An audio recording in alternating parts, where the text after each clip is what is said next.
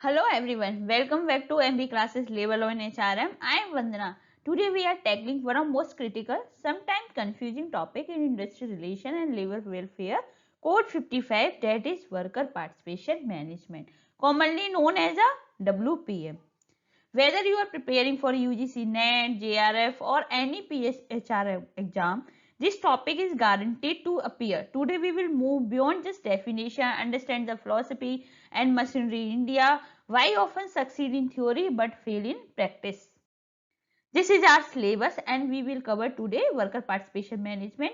These topic we already cover and go and watch that video. Then what we will cover? We will cover with starting with the definition, then understand the philosophy, constitution framework, objective of WPM, level of participation, form and methods, evolution in India, important committee, statutory body comparison, international model, critical analysis and previous year question based on WPM. तो ये topic आपके लिए क्या है कि इसमें से ही सारे जितने भी रिपीटेड PYQ हुए हैं इन्हीं टॉपिक से हुए हैं। तो अगर आपको JRF क्वालिफाई करना है तो आपको इसी तरीके से हर एक टॉपिक को डिटेल में कवर करना होगा। हो सकता है पहली बार आपको समझ में नहीं आया, दोबारा देखिए। अगर कुछ टॉपिक समझ में नहीं आते तो कमेंट सेक्शन में मेंशन करिए और बताइए कि ये टॉपिक आपको समझ में नहीं आया, मैं दोबारा से डिस्कस कर दूंगी। देन अब अंडरस्टैंड करते हैं कंसेप्ट ऑफ WPM।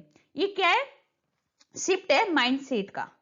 पहले कलेक्टिव बार्गेनिंग में हमने क्या पढ़ा था? हमने पढ़ा था केक एनालॉगी से। अगर हम एग्जांपल लें तो कलेक्टिव बार्गेनिंग क्या थी हमारी? Just about sharing the cake, मतलब fighting over the wages and bonus, वो गेट द बिगर स्लाइस। यही था हमारा। एक रेवेन्यू है, एक केक है, कौन ज्यादा स्लाइसेस लेगा उसके बेसिस पर हमारी फाइट हो रही थी। देन WPM क्या है हमारा? About the baking a larger cake together. हम आपस में कॉपरेशन के साथ मिलेंगे और इफिशिएंसी और क्वालिटी इंप्रूव करके हम अपनी कंपनी को ग्रो कराएंगे, जैसे कि हम सबको बेनिफिट मिलेगा। ये क्या है? हमारे joint problem solving, just like a cooperation. ये इसका फंडामेंटल है। अगर हम बात करें कि अगर प्रैक्टिकल एप्लीकेशन देखें, इंडस्ट्रियल डेमोक्रेसी की देखें, तो just as a citizen we have seen their country governance. जैसा हम कहते हैं ना कि हम सिटीजन है तो हम क्या कहते हैं? Country governance. इसी वर्कर क्या कहते हैं? Work place governance. ठीक है, तो ये क्या था? ये फिलॉसफी क्या शिफ्ट हुई? Shift from traditional master servant to industrial democracy. मतलब जो हमारे ओनर और worker treated just like a servant, just like a commodity, से अब हमारा माइंडसेट कहाँ डेवलप हुआ? As a worker treat as a partner, worker treat as a industrial democracy. ये सिर्फ वर्क के लिए नहीं होता है, इसमें मेंटल और इमोशनल इन्वॉल्वमेंट होना बहुत जरूरी है। अगर हम बात करें केट डेविस कोट की, ठीक है, ये फेमसली उन्होंने क्या बोला था? It's not a physical presence, it is the mental and emotional involvement, it making the worker feel like a partner, not just a hiring और सर्वेंट। इन्होंने यही बोला था कि हम उनको ऐसा मेंटली इमोशनली इन्वॉल्व करके उन्हें ऐसा फील आए कि वो पार्टनर है, ना कि हमने उन्हें हायर किया है और सर्वेंट की तरह ट्रीट किया है। तो ये जो है, ये PYQ वर्ड में अगर आपको फोकस किस पे करना है? कीवर्ड्स पे, PYQ कीवर्ड्स पे। तो इसमें अगर कहीं आता है mental and emotional involvement, your answer should be a Kate Davis. You must remember certain keyword associate with the specific thinker और बॉडी। तो केट डेविस का बता दिया हमने। इन्होंने क्या किया था? एनकरेज किया था वर्कर को कि उनके ऑर्गेनाइजेशन गोल को फुलफिल करे और शेयर करे रिस्पॉन्सिबिलिटी, जिससे क्या होगा? अलाइनमेंट रहेगा वर्कर गोल का और कंपनी गोल का। अब आते हैं ILO ने क्या बोला था। इसकी डेफिनेशन थोड़ी ब्रॉडर है। इन्होंने बोला कि WPM isn't just about everyone getting along. ऐसा नहीं कि सबको सब कुछ मिला है। ये क्या है? एक ऐसी मैकेनिज्म है where worker can make a practical contribution to the company operation through the representative। कहीं ना कहीं वो क्या कर रहे हैं? कंट्रीब्यूशन कर रहे हैं प्रैक्टिकल एज ए अपने रिप्रेजेंटेटिव फॉर्म में। It is about the tangible input, not just a feeling. ऐसा नहीं है सिर्फ फीलिंग है, ये क्या? एक टेंजिबल इनपुट है, एक प्रैक्टिकल है कि वो किस तरीके से एज ए रिप्रेजेंटेटिव हम अपनी कंपनी में कंट्रीब्यूट कर सकते हैं। तो अगर आप ऐसे याद करें तो याद रखना WPM क्या है? एक एक्टिव प्रोसेस है, कोई नॉट पैसिव नहीं है। ये सिर्फ वर्कर ऑब्जर्व कर रहे हैं। उनका कहना था सिर्फ आपको ऑब्जर्व नहीं करना, आपको क्या करना? पार्टिसिपेट करना है। ये है हमारा concept of WPM। Now constitutional basis. Constitutional basis में क्या है? अब हम कहते हैं फ्रेमवर्क है, ये बहुत सीरियस है और हाईली एग्जाम रिलेवेंट है। पुट ए ट्रिपल स्टार मार्क इस पे, ट्रिपल स्टार आप मार्क कर लो इस पे कि ये आपको एक फेवरेट एरिया है जो हमेशा क्वेश्चंस में पूछा जाता है। In India WPM in just a good HR practice, it is a constitutional backing. कहीं ना कहीं constitutional mandatory है, that's why you have to follow the worker participation management. It is a part of directive principle of state policy and especially you must remember article 43A. क्या है 3A? ये क्या है, इन्होंने बोला कि हमारी गवर्नमेंट को ऐसे स्टेप्स लेने चाहिए जहां पर वो ऐसा सुटेबल लॉ बनाना चाहिए जिससे कि वर्कर का पार्टिसिपेशन क्या रहे, हमारा सिक्योर रहे. इस्टेब्लिशमेंट एंड अदर ऑर्गेनाइजेशन, किसी भी इंडस्ट्री में उनका पार्टिसिपेशन होना चाहिए. ये ओरिजिनल कॉन्स्टिट्यूशन में नहीं था, it was added by the 42nd amendment and you can say mini constitution. इस क्लियरली इस आर्टिकल ने बता दिया था कि आपको क्या करना है, आपको इस तरीके से लॉ पॉलिसी बनानी है जिससे कि वर्कर का पार्टिसिपेशन होना चाहिए. Now our objective of WPM. Why we bother with WPM? The objective fall into three main category. First one is the economic. You can say for the company. When worker participate, they share idea and how to do things better. This lead to the higher productivity, better quality and reduce wastage. तो अगर आप कह सकते हो कि economic किसके focus से, company के लिए, अगर वो अच्छे से आप उनके साथ डिस्कस करोगे, आप उनके साथ आइडिया शेयर करोगे तो हमारी प्रोडक्टिविटी इंप्रूव होगी. Then come to the psychological. Psychological क्या है हमारा, psychological to satisfy the worker desire for self expression. ये क्या है, हम ये सेटिस्फाइड कर रहे हैं वर्कर को, मतलब कि ये वर्कर पॉइंट ऑफ व्यू से है, ठीक है. ये सेटिस्फाइड कर रहे हैं उनके ईगो को, उनके नीड सेल्फ एक्सप्रेशन को. Give them voice, give them sense of status. हम उन्हें एक वॉइस दे रहे हैं, एक बिलोंगिंगनेस दे रहे हैं कि you are worth it for our company, without you we can't grow in our organization. This is the psychological objective. Last one is the social objective for the environment. Is when both side talk regularly. जब हम दोनों side अगर open communication रहेगा तो suspicious क्या होगी हमारी, जो हमारा वो है वो क्या हो जाएगा, हमारा रिड्यूज हो जाएगा. तो this leads to industrial peace and harmony. इससे क्या होगा, हमारा स्ट्राइक एंड लॉकआउट हमारा क्या हो जाएगा, कम हो जाएगा. ओके.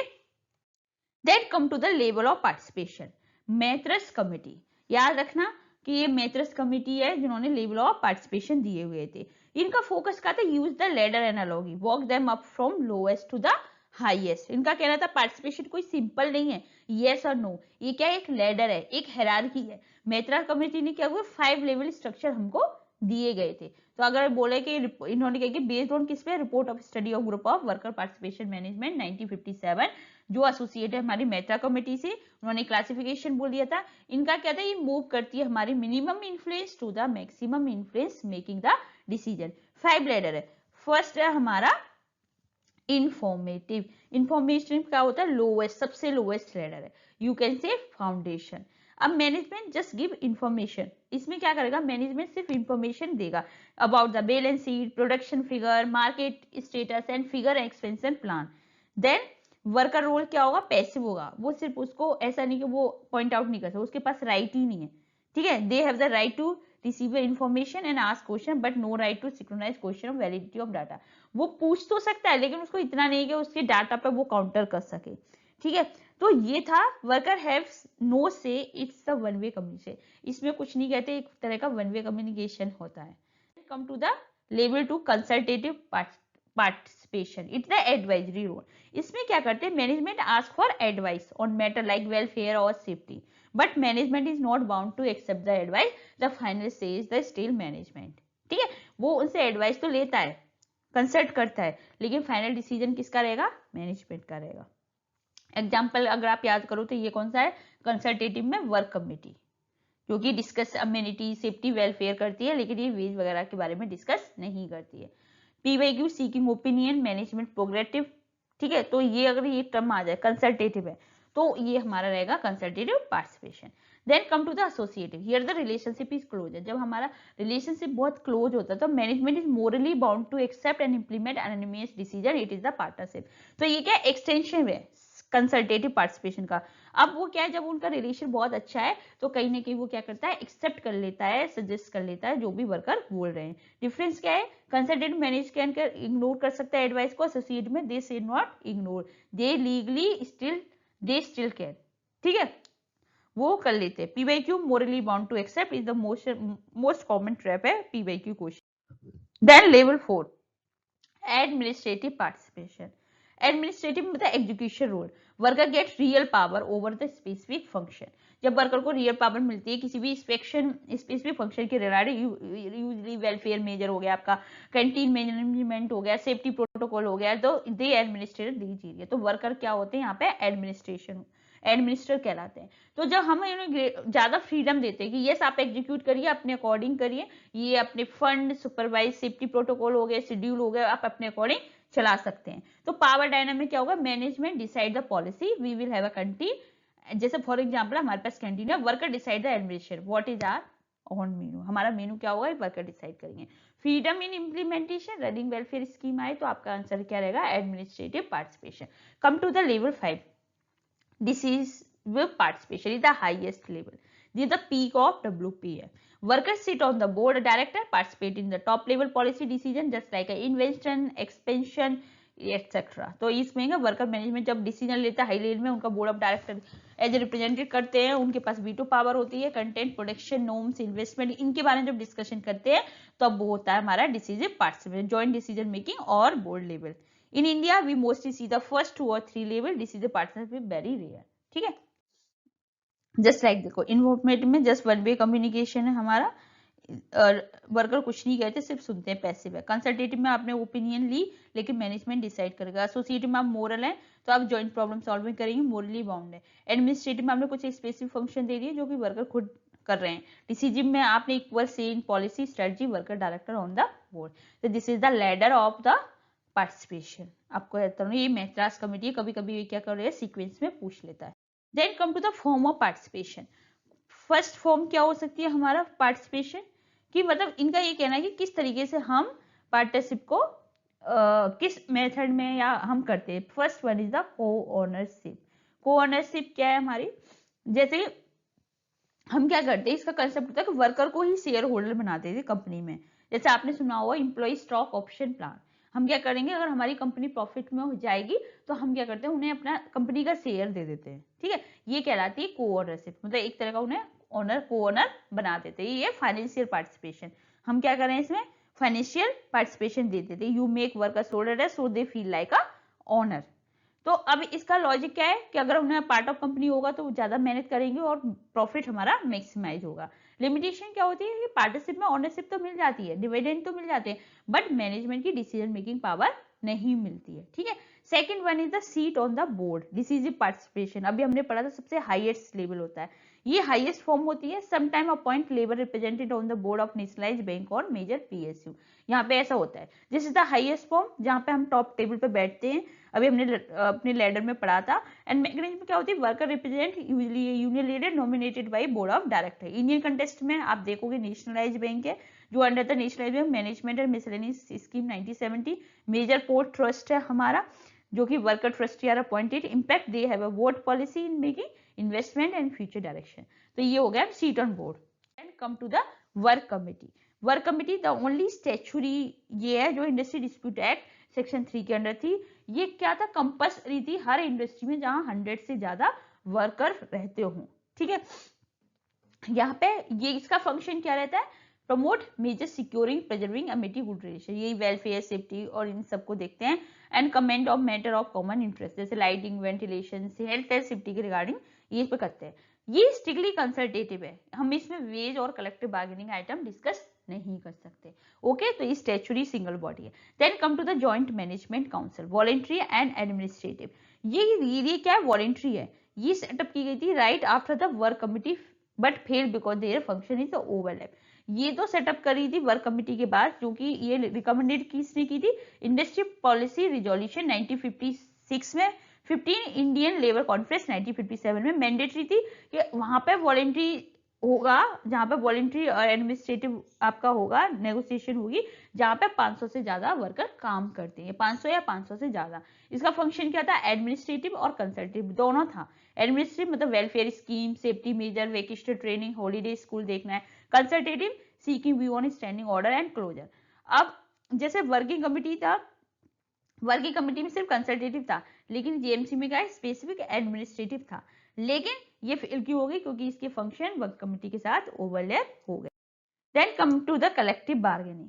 कलेक्टिव बार्गेनिंग क्या है, अभी हम ऑलरेडी डिस्कस कर चुके हैं लास्ट वीडियो में ये क्या होता है, कलेक्टिव बार्गेनिंग करते हैं जब दो पार्टी, जो बाइपेटाइट कमिटी किसी वेजेस के regarding, interest dispute, right dispute, किसी के रिगार्डिंग जब हम नेगोशिएट करते हैं, then is called the collective bargaining. तो we traditionally many theory view collective bargaining form of participation, because इसमें अलाउ तो होता है वर्कर को कि उनके डिसीजन मेकिंग को इन्फ्लुएंस कर सके, क्योंकि आप वेज हाई डिमांड कर रहे हैं, वो प्रॉफिट ज्यादा एक्सपेक्ट कर रहे हैं, तो आप क्या करते हो, नेगोशिएट करते हैं। लेकिन डिफरेंस क्या है, जो WPM है वो कॉर्पोरेट जॉइंट प्रॉब्लम सॉल्विंग है, और कलेक्टिव बार्गेनिंग क्या, एडवर्सी पावर वर्सेस पावर, जैसे मैंने बताया पाई है, और इसमें से जो मैनेजर चाहेगा वो ज्यादा ले और वर्कर चाहेगा उसको ज्यादा चाहिए, इसकी बेसिस पे होता है। In India this the most effective way work currently participate in decision, India में सबसे ज्यादा इफेक्टिव वे है।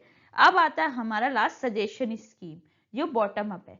बॉटम अप्रोच है where worker drop idea in a box, get rewarded if the idea save money. इसमें क्या होता है, एक तरह का हमने एक बॉक्स कर देते हैं, तो ये फॉर्मल चैनल होता है वर्कर को, वो अपने आइडिया दे सकते हैं किसी भी इफिशियंसी इंप्रूव करने के लिए, सेफ्टी को इंप्रूव करने के लिए। अगर उनका आइडिया एक्सेप्ट किया जाता है, रिकॉग्नाइज करता है, तो उन्हें कैश रिवॉर्ड दिया जाता है। तो एक तरह का ये क्या हो गया, एसोसिएटिव पार्टिसिपेटिव है, मतलब ये management solicit idea but is not bound to implement them, okay, just like a morally acceptable.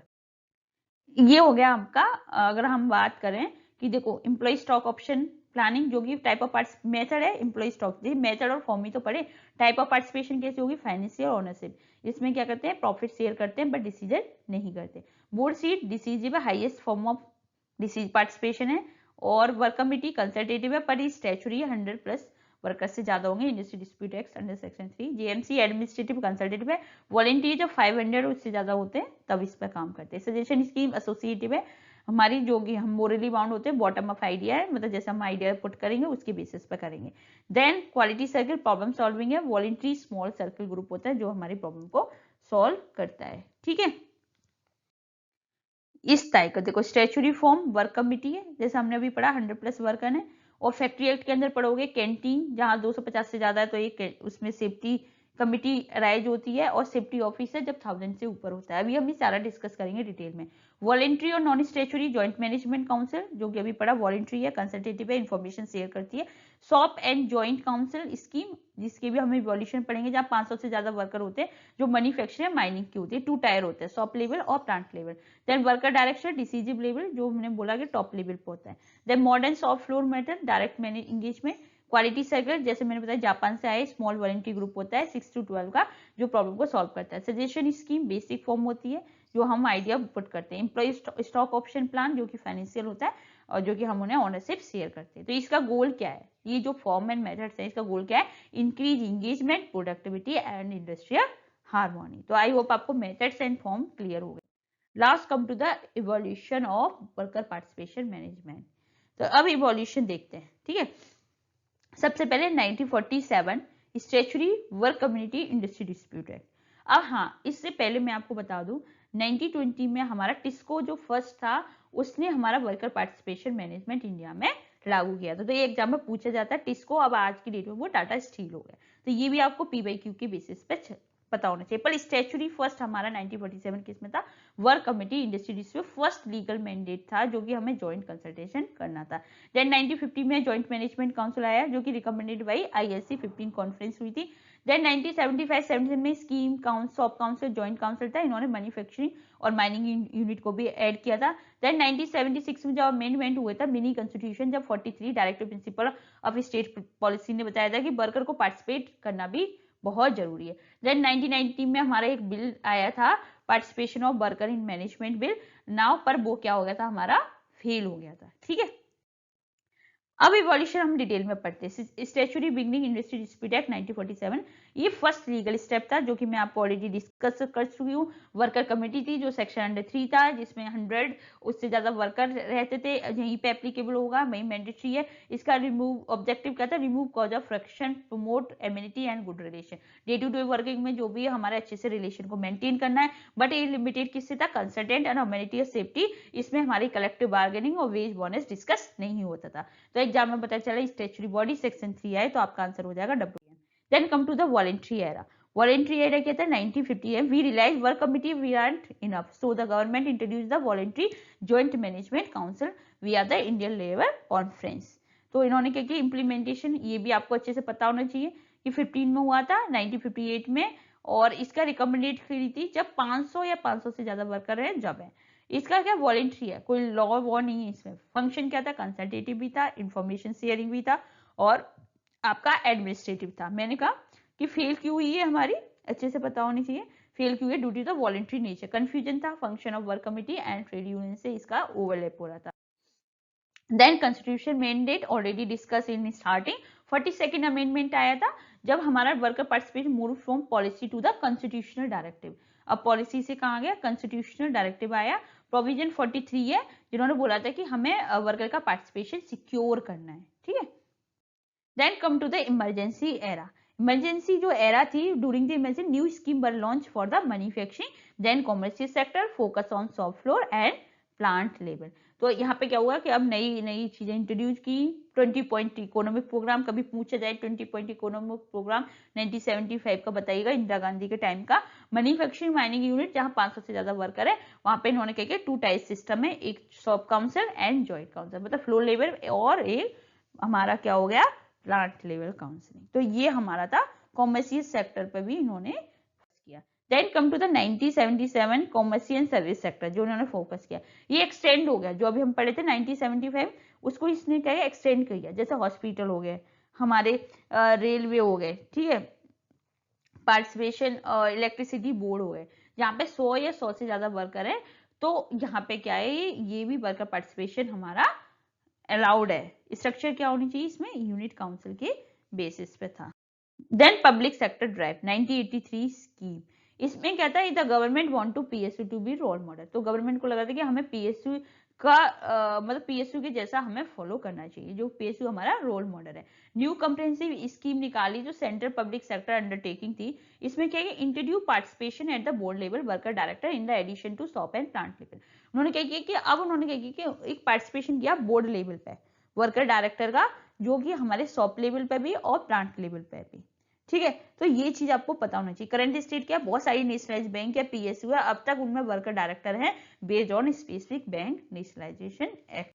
Then failed bill 1990, a major attempt was made to develop PM is a full-fledged law with the participation of worker in management bill, but is lapsed and never become an act. So the journey has been fragmented, rely heavily on voluntary compliances. तो आपको पता है कि ये participation worker management bill आया 1990 में, इन्होंने राज्यसभा में भी बेल हो गया था। इनका जो कहना था वो क्या, हर लेवल पे होनी चाहिए, शॉप लेवल पे, एस्टेब्लिशमेंट लेवल पे एंड बोर्ड लेवल पे।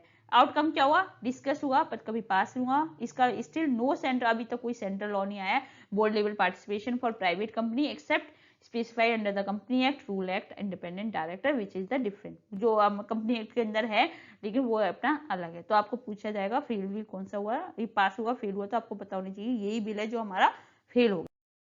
Now come to the important committee, focus just the main recommendation of each committee, जो कि ग्रेड यूजफुल होंगे आपके grade the matching question.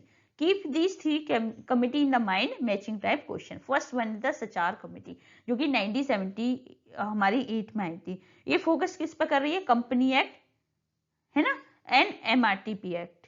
MRTP act and company act recommended that workers should have representation of board. इनका focus था कि जो worker है वो हमारे जो वर्कर रिप्रेजेंटेशन किस लेवल पे होनी चाहिए, बोर्ड लेवल पे, ठीक है। तो आपको इन्हीं पे याद रखना है। चेयरमैन कौन है, राजेंद्र सचार, उन्हीं के नाम पे एक कमेटी पड़ी। उन्होंने क्या किया, रिव्यू किया कंपनी एक्ट को जो कि 1956 में आया। इनके रिकमेंडेशन था mandatory board level participation, workers should have representation of board director, application जहां कंपनी में 1000 से ज्यादा वर्कर है वहां होना चाहिए, logic worker should be treated as a partner in the company not just a wage earner, ठीक है। तो आपको याद होना चाहिए इन्होंने बोर्ड लेवल रिप्रेजेंटेटिव की बात करी थी। Then come to the Sachar committee, देखो जस्टिस राजेंद्र का committee mandate focus social responsibility business, मतलब हमें उन्हें एज ए उनकी तरह ट्रीट नहीं करना, हमें एज ए पार्टनर्स की तरह ट्रीट करना है। की रिकमेंडेशन वर्कर डायरेक्टर इन कंपनी बोर्ड होना चाहिए जहां पे 1000 से ज्यादा वर्कर हो और इलेक्टेड होने चाहिए हमेशा सीक्रेट बैलेट के थ्रू। आउटकम क्या हुआ, लार्जली अनरिलाइज, ये अनरिलेटेड था प्राइवेट सेक्टर में, influence future debate and PSU practice but not enacted into law for the company. ये डिबेट बन के रहेगा लेकिन ये अभी लॉ नहीं हुआ। ये 1978 की रिपोर्ट ये सबमिट हुई थी Sachar committee. Then come to the Varma committee. Varma committee कब आई थी आपकी 1979 में। तो पहली सचार कमेटी थी, देन वर्मा कमेटी। ये बेस्ड ऑन रविंद्र वर्मा, जो हमारे यूनियन लेबर मिनिस्टर थे रविंद्र वर्मा, उनके नाम पे थी। ये observe the voluntary scheme had fall, जब उन्होंने देखा वॉलंटरी स्कीम हमारी फेल हो गई तो उन्हें recommended the WPM should be made statutory compulsory by law. अभी उसने क्या बोला सचार ने कि बोर्ड रिप्रेजेंटेशन होना चाहिए। उन्होंने बोला कि ये कंपल्सरी होना चाहिए हमारे लॉ में WPM, ठीक है। तो committee on worker participation management and equity context था सेटअप रिव्यू द फेलर, जो फेलियर स्कीम हुई थी मई 1975-1977 में, जो अभी हमने सारी स्कीम पढ़ी थी। तो इनका रिकमेंडेशन क्या था, पार्टिसिपेशन शुड बी कंपल्सरी होना चाहिए। इन्होंने 3 टायर सिस्टम दिया था, आपका shop level, plant level and board level. Just like देखो appointment, Janata government appointment committee review past scheme, JMC, shop council, इन सबको इन्होंने रिव्यू किया, सजेस्ट किया कंप्रेहेंसिव मॉडल। इन्होंने 3 टाइप मॉडल दिया था। पहला सॉफ्ट फ्लोर, जो सब council for each department, plant level में joint council for entire plant, then board level representation of company board and worker director. Key features क्या थे, statutory backing, recommended to law to make participation, मतलब इन्होंने बोला कि participation ही mandatory है। Secret वाले representation to be elected directed by worker, specific function, power of each level की इन्होंने स्पेस पे वो किया था। पर ये भी इसका आउटकम क्या था, recommendation not implement due to the fall of Janata government 1970, bill lapse कर गया, then scheme remain scheme.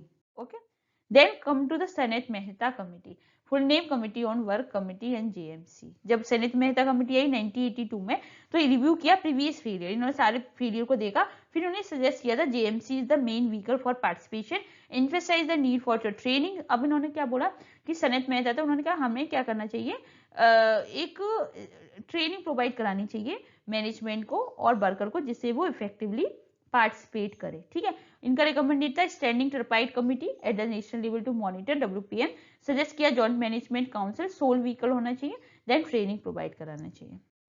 Just like देखो 3 टायर, इनका क्या appointment and focus, appointment study non manufacturing sector, suggest suitable scheme, 3 tyre structure दिया था। अब वही shop plant board census approach होना चाहिए, हर लेवल पर होना चाहिए सेंसस, ऐसा नहीं बोर्ड के बेसिस पर हो, हर लेवल पे अग्री होने चाहिए, ट्रेनिंग एंड एजुकेशन के बेसिस पे। Government scheme 90 for CPO recommended heavily influence, ये हमारे इन्फ्लुएंस हुई थी, जो कि हमारे 1983 जो इंट्रोड्यूस की थी सेंट्रल पब्लिक सेक्टर, उनके बेसिस पे। ओके, ये इसी के बेसिस पे ये आई थी हमारी scheme. Then what is the difference between statutory body. अब जो हमारी स्टैट्यूटरी बॉडी में क्या डिफरेंस है, अभी ये हमारा टॉपिक बार बार रिपीट हो रहा है, मैं चाह रही हूँ कि आप ना मतलब जैसे PYQ आए तो आपको कंफ्यूजन नहीं होना चाहिए। तो अभी अब आपको इतना तो याद हो गया हो, जैसे तो वर्क कमिटी क्या हमारी सिंगल है स्टैट्यूटरी बॉडी, जो कि सेक्शन 3 है, और इसमें क्या 100 से ज्यादा वर्कर होते हैं, पास्ट 12 मंथ में रहे हो तो भी वो वर्क कमिटी सेटअप होती है। इसका ऑब्जेक्टिव क्या है, फ्रिक्शन टू प्रमोट, ये जो मैं ऑलरेडी डिस्कस कर चुकी हूँ आपके साथ। इसकी कंपोजिशन क्या होगी, रिप्रेजेंटेटिव एम्प्लॉयर वर्कमैन होना चाहिए, दोनों के रेशियो इक्वल होना चाहिए, 1:1, मैक्सिमम साइज कितना होना चाहिए हमारा 20 से ज्यादा नहीं होना चाहिए। और फंक्शन क्या है, general matter like safety, healthy, immunity discuss करती है। देन सेकंड कमिटी है हमारे इंडस्ट्री डिस्प्यूट बॉडी के अंदर ही आती है, ग्रीवियंस रिलेशन कमिटी। ये दोनों ही कमिटी है, ठीक है। Statutory legal source section 9C industry dispute act 1947, जो कि 2010 में जो अमेंडमेंट हुआ था उसके बेसिस पे इसे ऐड किया गया था। इसमें क्या था, 20 या 20 से ज्यादा अगर वर्कमैन है तब आप ग्रीवियंस रिड्रेसल कमिटी को अप्लाई, मतलब कमिटी बिठाते हैं। ये कहते हैं इंडिविजुअल ग्रीवियंस को वर्कर को रिजॉल्व करती है, क्योंकि वो इंडस्ट्री ग्रीवियंस ना बन जाए, जैसे नॉन पेमेंट हो गया, आपने काम किया आपको OT नहीं मिला, रॉन्ग प्रमोशन हो गया, इनके बेसिस पे ये होता है। अगर PYQ कैसे पूछेगा यार, कि मैक्सिमम साइज नॉट एक्सीड 6 से ज्यादा नहीं होनी चाहिए, ratio equal number of member दोनों का इक्वल होना चाहिए, and chairperson shall be selected from employer, एक बार एम्प्लॉयर करेगा एक बार वर्कर करेगा, और वुमेन रिप्रेजेंट, अगर उसमें वुमेन वर्कर हैं तो एटलीस्ट 1 वुमेन मेंबर होनी चाहिए, और proceed must be completed within 30 day, now it extend to size 45 day. इसको मैं एक बार क्रॉस चेक करूंगा, देखो जस्ट लाइक वर्क स्ट्रेस 100, अब ये आपको याद हो गए होंगे। 20 then primary goal general ability, resolve specific, maximum member 20, then 6 women quota, इसमें कोई मेंशन नहीं है, इसमें एक मेंबर मैंडेटरी है, एंड ये क्या कंसल्टेटिव है, एक क्वासी जुडिशियल रिड्रेसल है। Then come to the international model, why will discuss the international model, you know, because हर कंट्री का एक यूनिक मॉडल होता है। WPM looks different around world. You need to know the specific term used in different country. Specific term आपको इसमें ज्यादा नहीं पढ़ना, आपको सिर्फ इसमें स्पेसिफिक टर्म, क्योंकि PYQ में ये पूछा गया है, तो that's why I cover this topic. तो अब आपको क्या है, जर्मनी है, तो इसका स्पेसिफिक टर्म क्या है आपका, कोर डिटर्मिनेशन. यू कैन दे मिट बेस्ट मिंग. So they have a two-tier board system, supervisory and management. Workers sit on supervisory board. It very legally strong there. सबसे ज्यादा अगर वर्कर पार्टिसिपेशन मैनेजमेंट का अगर हम माना करें, सबसे लीगल फ्रेमवर्क स्ट्रॉन्ग है वो जर्मनी के पास है. ठीक है, टू टायर है, मैंने बोला मैनेजमेंट जो कि कंपनी डे टू डे कर रही है, and supervisory board appoint and monitor the management board. इसका रूल क्या है, लार्ज कंपनी जहां 2000 से ज्यादा एम्प्लॉय हैं वहां 50% ऑफ सीट हमारी सुपरवाइजरी बोर्ड की होंगी, जो कि वहां पे हमारे वर्कर रिप्रेजेंटेटिव बैठेंगे. देन सिग्निफिकेंस का वर्कर हैव डायरेक्ट वोट है कि वो अपना सीईओ अपना इन्वेस्टमेंट डिसीजन में कर सकती है. अगर कहीं मिड बेस्ट मीनिंग सुपरवाइजरी बोर्ड कोर डिटर्मिनेशन आ जाए तो आपका आंसर क्या होगा. Then come to the Yugoslavia. Yugoslavia historical they had a self management autogestion. This is the considered the highest form where worker practically ran the factory themselves. यहाँ पे क्या होता है, यहाँ पे वर्कर खुद ही मैनेज, ये भी एग्जाम में पूछा गया है. ठीक है, तो ये क्या यूनिक हिस्टोरिकल मॉडल है. यहाँ पे क्या है, फैक्ट्री को वर्कर खुद ही मैनेज करते हैं, वर्कर ही मैनेज करते हैं. Worker council were the supreme decision making body, they hire the director, decide the production price and wage logic. It was an attempt to find a middle part between the western capitalism and Soviet. मतलब इसमें क्या है कि worker ही सब कुछ कर रहे हैं. Status it largely disappear after the breakup of Yugoslavia but remaining classical. मतलब ये अब थोड़ा डिसअपियर हो गया है कंप्लीट पार्टिसिपेशन. अगर कहीं आपको सेल्फ मैनेजमेंट, वर्कर कंट्रोल, ऑटोजेशन जैसी टर्मिनोलॉजी आ जाए तो आपका आंसर रहेगा Yugoslavia. Then come to the third, UK. This is the based on Whitley commission which as essential joint consultative body. ये इतना नहीं है, पर इन्होंने बोला कि yes joint management industrial council है. इसका कंसेप्ट किसके बेस था, वाइटली कमिटी रिपोर्ट जो कि हमारी 1970 में, ये भी PYQ में आया. And mechanism joint industry council structure, इसने बोला 3 टायर्स होते हैं, national joint council, district joint council and work committee. जो नेशनल जॉइंट काउंसिल है वो पूरी इंडस्ट्री के लिए होते हैं. District joint council specific region, आपको पता है जैसे हम एक डिस्ट्रिक्ट का ले लें. Work committee factory level and plant level. Nature कैसा है, स्ट्रिक्टली कंसल्टेटिव है. मतलब आप देखो ना जर्मनी का कितना था कि वो डिसीजन मेकिंग ले रहे थे, लेकिन यहाँ पे कंसल्टेटिव है. They discuss work place issue but do not take over management function. वो सिर्फ इशू डिस्कस करेंगे, लेकिन जो हमारे मेन होते हैं वो हमारा मैनेजमेंट रहेगा. अगर कहीं जॉइंट कंसल्टेशन वाइटलिज्म आ जाए तो आपका आंसर क्या होगा, UK. Then come to the Japan. Famous on their culture on of concession. They are usually quality circle and ringi system bottom up decision making process. तो क्वालिटी सर्कल क्या होता है, small होता है, 6 to 12 वर्कर होते हैं, meet regularly, cell, solve the quality safety problem. जैसे फादर क्यों ने क्वालिटी सर्कल के कोरियोस्कावा. ठीक है, आपको पता होना चाहिए. अब आता है रिंगी सिस्टम जो बॉटम अप डिसीजन मेकिंग है. ए proposal document Ringi CO circulate from the bottom up. अब आपने कही एक प्रपोजल डॉक्यूमेंट होता है, उससे हम क्या करते हैं, सर्कुलेट कर देते हैं बॉटम में. हर manager worker stamp the seal for approval. अब हर कोई जितने भी मैनेजर वर्कर है वो उन अप्रूवल पे सील देंगे. By the time it reach the, धीरे धीरे क्या होगा, बॉटम से ये ऊपर तक पहुंच जाएगा. देन कल्चर फोकस ऑन वाह मतलब हार्मोनी ग्रुप लॉयल्टी.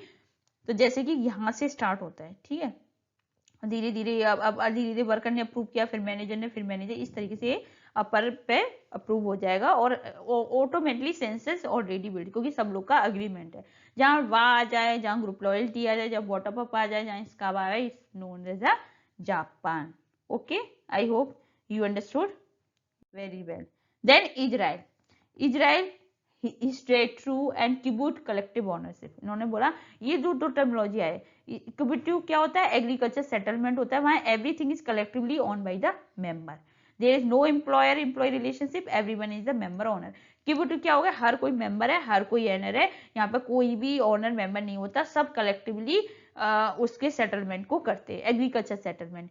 हिस्टरूट क्या होता है, जनरल फेडरेशन ऑफ लेबर है, unlike normal union. It not only represent the worker but also on man industry. ऐसा नहीं कि सिर्फ हाइड्रेट में सिर्फ रिप्रेजेंट करें वर्कर, बट उनकी खुद की इंडस्ट्री भी होती है. Making it both union and employ. कहीं क्यूबूट और इंस्टीट्यूट आ जाए तो आप सब इनका तो बस आप नाम ही याद कर लो, यही इनफ है. Okay, next come to the PYQ previous year question. अब आप सीरियसली नोट पे, अगर आप सीरियसली JRF को क्वालिफाई करना चाहते हैं तो आप इन क्वेश्चन के, इन PPT जो मैंने आपको पढ़ाया है उनके बेसिस पे आप इनका आंसर दीजिए. फिर कमेंट सेक्शन में बताइएगा आपने कितने रिस्पॉन्स करेक्ट दीजिए. फर्स्ट क्वेश्चन है article of constitution direct state secure participation worker in management किसने दिया? I already discuss article 43A में हमारा ये आया हुआ था। Then come to the second कि किसने WPM को डिफाइन किया था? Mental and emotional involvement person in group situation. तो आपको पता है के डेविस ने डिफाइन किया था कि ये क्या है, हमारा मेंटल इमोशनल इन्वॉल्वमेंट है, जिससे कि हम ज्यादा कंट्रीब्यूशन हमारे ग्रुप में जो वर्कर है वो ज्यादा से करें, जिससे ऑर्गेनाइजेशन का गोल फुलफिल हो। देन कौन सी कमिटी रिकमेंडेड करी थी? Mandatory board level participation with 1000+ worker. तो मैंने आपको बताया कि 3 कमिटी थी, एक वर्मा कमिटी, एक सचार कमिटी, एक संता कमिटी। सचार कमिटी ने बोला कि 1000+ वर्कर होंगे तो आपको मैंडेटरी लेवल होना चाहिए participation. Then arrange the Madras committee level in ascending order. Ascending order मतलब सबसे लोएस्ट टू सबसे हाईएस्ट।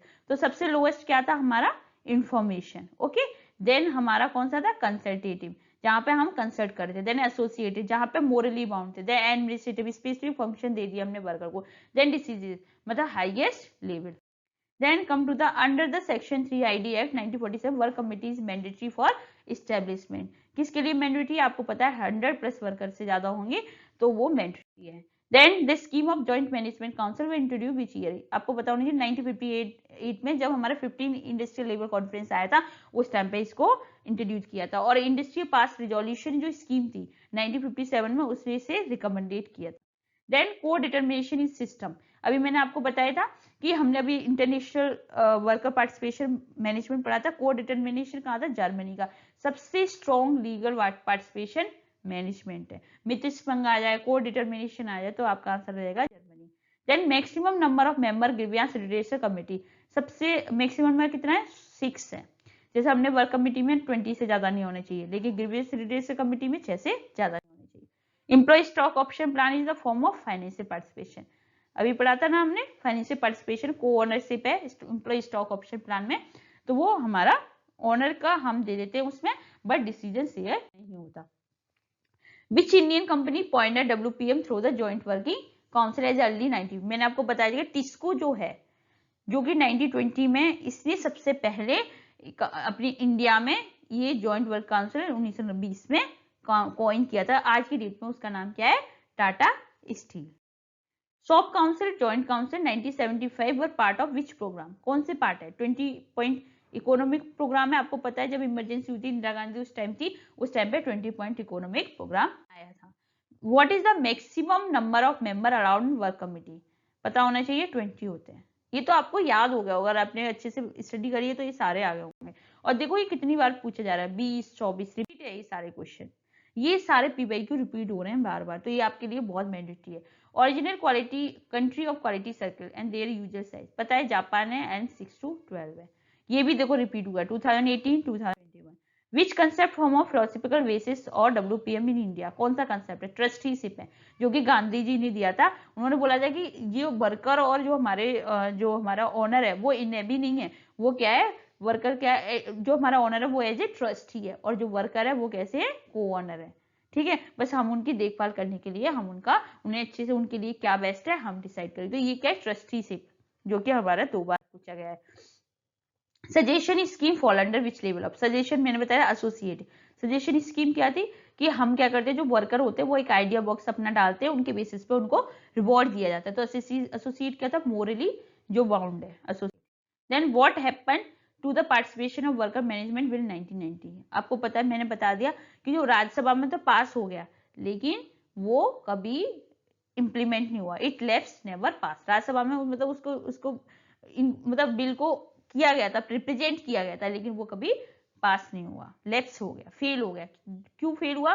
क्योंकि हमारा आइडियोलॉजी डिफरेंशिएट था, ट्रेड यूनियन कॉन्फ्लिक्ट थे, वर्क कमिटी के कॉन्फ्लिक्ट थे, that's why it's the fail. Then what is the consider major reason of failure of WPM in India? कौन सा मेजर रीजन था? आपको पता है आइडियोलॉजिकल डिफरेंस, वीक यूनियन, बहुत सारी यूनियन थी तो उनके, और वीकेंड यूनियन थी, that's why is the failure. Widely council joint council associate beach country. अब देखो हमारे इंटरनेशनल पे कितने क्वेश्चन आ रहे हैं, that's why I cover all international form WPM form in international level.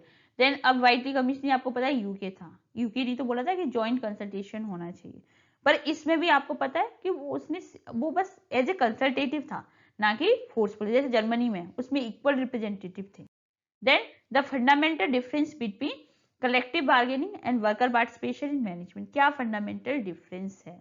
तो आपको पता है कि जो हमारा कलेक्टिव बार्गेनिंग है वो क्या है, पावर बेस्ड है, एडवर्सियल है, और WPM क्या है, कोऑपरेटिव है, म्यूचुअल ट्रस्ट है। मैंने बताया ना कि कलेक्टिव बार्गेनिंग की एक पाई है, ठीक है, जिसकी पावर ज्यादा होगी वो ज्यादा ले जाएगा। अगर यूनियन की स्ट्रेंथ ज्यादा है तो वो अच्छी तरीके से वेज मैक्सिमाइज करवा लेंगे, और मैनेजमेंट का पावर ज्यादा है तो वो प्रॉफिट ज्यादा ले लेंगे। लेकिन WPM क्या है, हमारा कोऑपरेटिव है, mutual trust.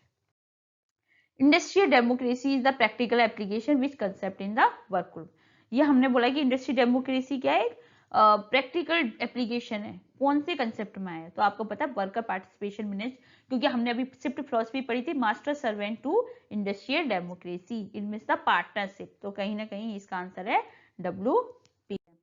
Then which form of WPM is consider the most complete and highest form of participation of globally माना जाता है? तो कौन सा है जो हाईएस्ट और most form of participation globally? तो आप मुझे बताइए जो कौन सा फॉर्म है, मुझे बताइए कौन सा है?